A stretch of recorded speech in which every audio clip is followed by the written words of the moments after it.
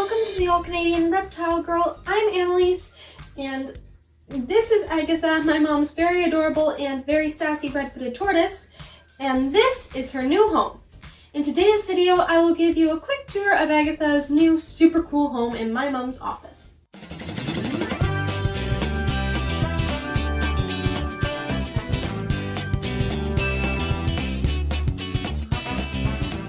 Let's talk tortoise tables.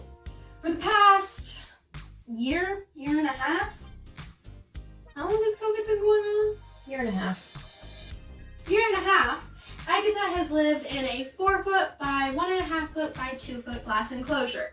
Well, she actually spends a fair bit of time outside during the summer in a little paddock that we built for her, but the 4-foot tank has been her primary home.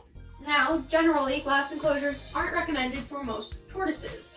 Many have trouble recognizing glass as a thing and will glass surf trying to get through it, and get very confused at this invisible force field that they cannot get through. That has actually not been our experience with Agatha.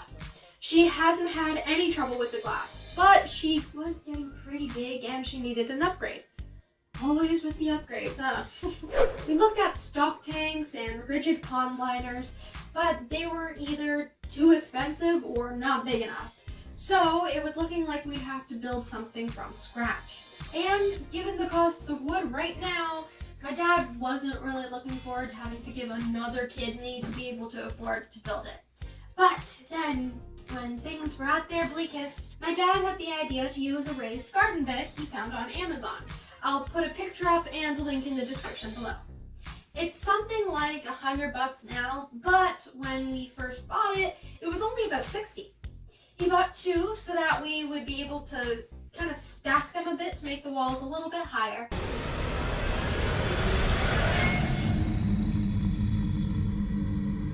It's about 5 feet long and 3 feet wide. All told, it's a little bit more than twice the square footage of her previous home. Putting this together was pretty straightforward. The panels just kind of bolt together, like here. Getting the second one on top was a little bit tricky because it has to fit over the bottom layer. Good thing my dad is freakishly strong and was able to kind of stretch it over and bolt it in, because there was no way that my mom or I would have been able to do it at all. Now, because this is a garden bed meant to sit on top of or be partially buried in dirt outside, there is no floor. Always with the no floor. But we had leftover melamine boards from Hobbs's enclosure, so we used that as a base. And that whole board was just $20 at Restore. My dad made a little lip around the edge, you can see that here, with some old lumber he got from a coworker that had done some renos. There's a waterproofing sheet of corrugated plastic under here as well, and the whole thing is sealed and painted to prevent leaking. And the supports for the shelf are just table legs. We got 8 of them, again, from Restore, for $12. The shelf that holds just all of the plants was another $5. So this whole build, excluding the stuff inside, was only around $200. Not bad, eh? This is bioactive, so you've got the standard drainage layer with the substrate on top. Black earth, eco earth, cocoa fiber, and sphagnum moss. There are springtails and isopods in here too, and a couple of plants that are safe for Agatha to nibble on. And should withstand a bit of her stomping through, though the lavender here does not look like it's doing well or like that at all, so it hasn't made the cut it needs to go. Now, shockingly, tortoises are not arboreal, but it is still important to give them climbing opportunities. Unlike snakes or lizards, climbing opportunities for tortoises are changes in terrain or elevation, and this really helps them strengthen their little leggies. She's got a nice slope along the back, way over there, and she's done a very good job of flattening it out a bit, so we'll probably have to build it back up soon. There's a little bit of a steeper climb in the front here, and she also likes climbing through or on this cork round over here and her hide. And then what she does is, because no one told her she's not arboreal, she will throw herself off of them face first with reckless abandon. What passes for fun these days, I guess. She's just been watching too much TikTok, honestly. We've got a big slab tile for her to eat off of right here.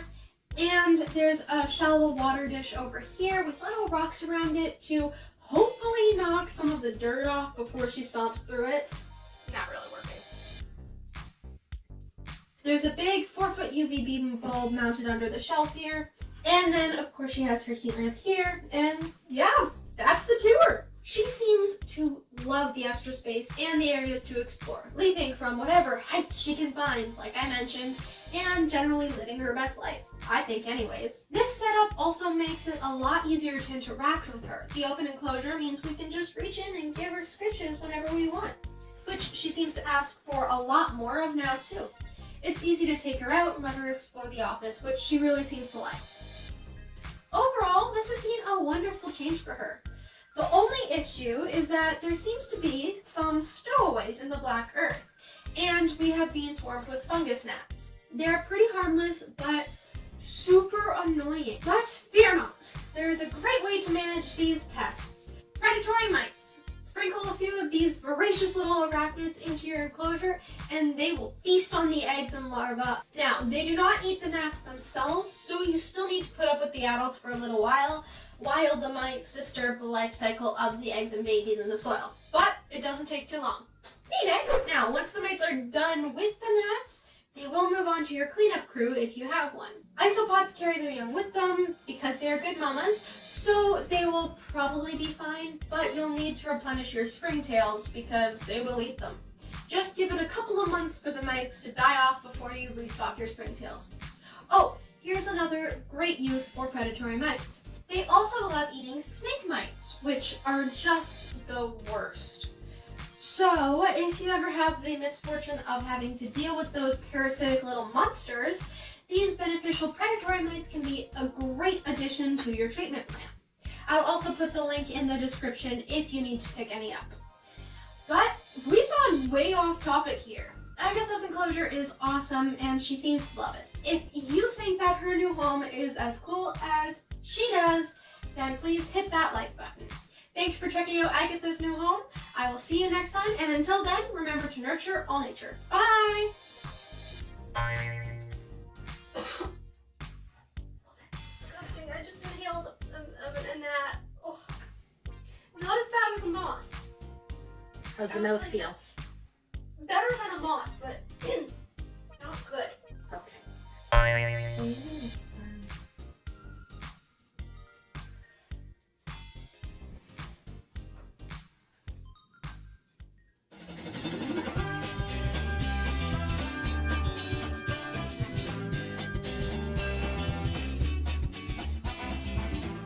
Look, I'm a 62-year-old woman in the body of a 14-year-old. I'm gonna say 62-year-old woman things, alright?